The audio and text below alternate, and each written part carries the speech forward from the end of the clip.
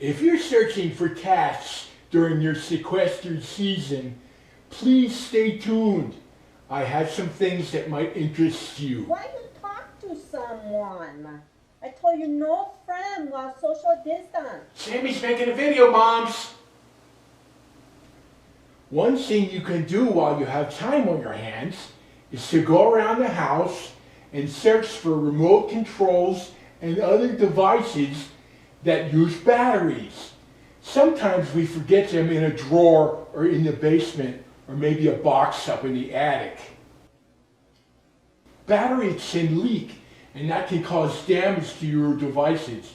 So if you want to use them again, I suggest you take batteries out of things you're not going to use in the next year or so. Here we have some examples of devices.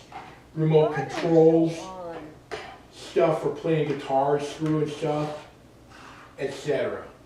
It's real easy to clean up if you find one that had a leaky battery, like this old remote control from a Yamaha receiver. You can see there's some residue in here.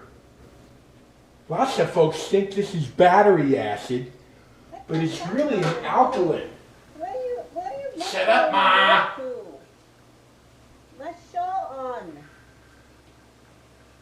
She's not my real mom, you know. Sammy Sr. was in the service. Who you talk to?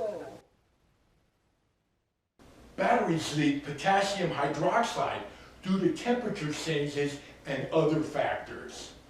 Potassium hydroxide is actually an inorganic compound, which is an alkaline, not an acid.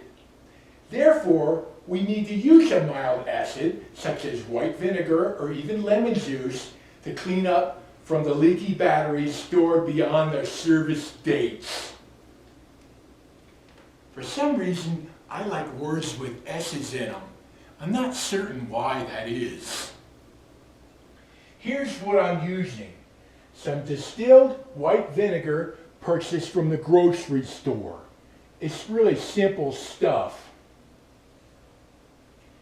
I'm going to put some into this container here, and then we're going to use it to clean up.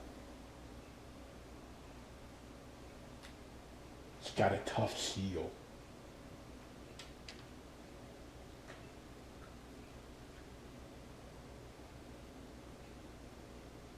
It's like making potions in the toilet when you're a kid. It smells good. So here I have some regular cotton swabs, also known as Q-tips. And I'm just going to dip some in and start to clean off the residue.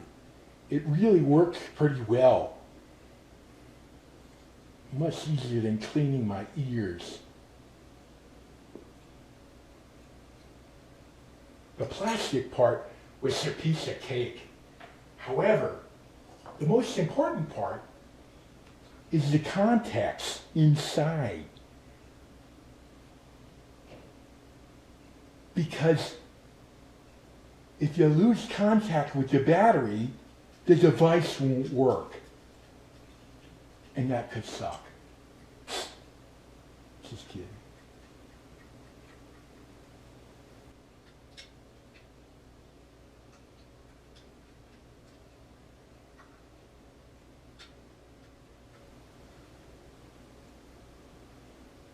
And that's it. If I was going to use this device, I would put the batteries in and test it. But since this is in long-term storage, I'm going to leave the batteries out of it. Thanks for tuning in. It's been a pleasure to see you again on the YouTube. And remember, stay safe. You don't touch my stuff no more. Why you move shit? Give me my stuff back. Why you so much like your father? Why you do science experiments in the kitchen? Why you so weird?